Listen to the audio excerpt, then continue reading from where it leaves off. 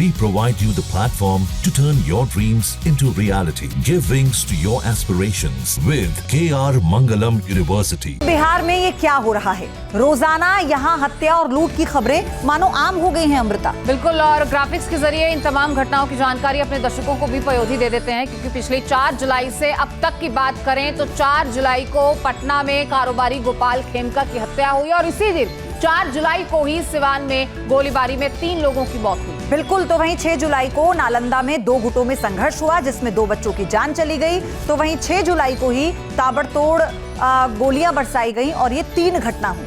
बिल्कुल, 6 जुलाई को ही मुजफ्फरपुर की बात करें तो वहां लुटेरों ने इंस्कर हत्या कर दी और उसके बाद 6 जुलाई को ही दानापुर में वो घटना हुई जब एक स्कूल संचालक का मर्डर हुआ था। और वहीं 6 जुलाई को ही पूर्णिया में एक ही परिवार के 5 लोगों की हत्या कर दी गई थी।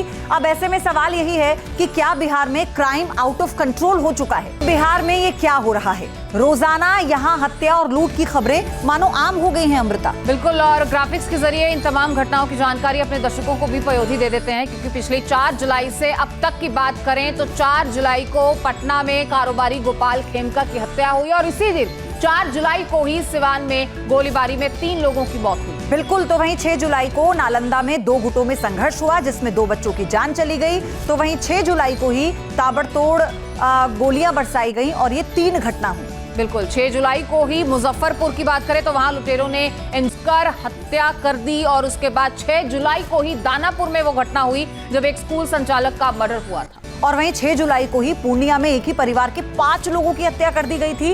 अब ऐसे में सवाल यही है कि क्या बिहार में क्राइम आउट ऑफ कंट्रोल हो चुका है? जहां भक्ति है हर शब्द में, कथाओं में छिपे हैं दिव्य रहस्य और ज्योतिष देता है जीवन को दिशा। धर्म से जुड़ी हर बातों को जानने के लिए हमारे चैनल स्तुति को सब्सक्राइब करें। चैनल पर जाने के लिए इस लिंक पर क्लिक करें।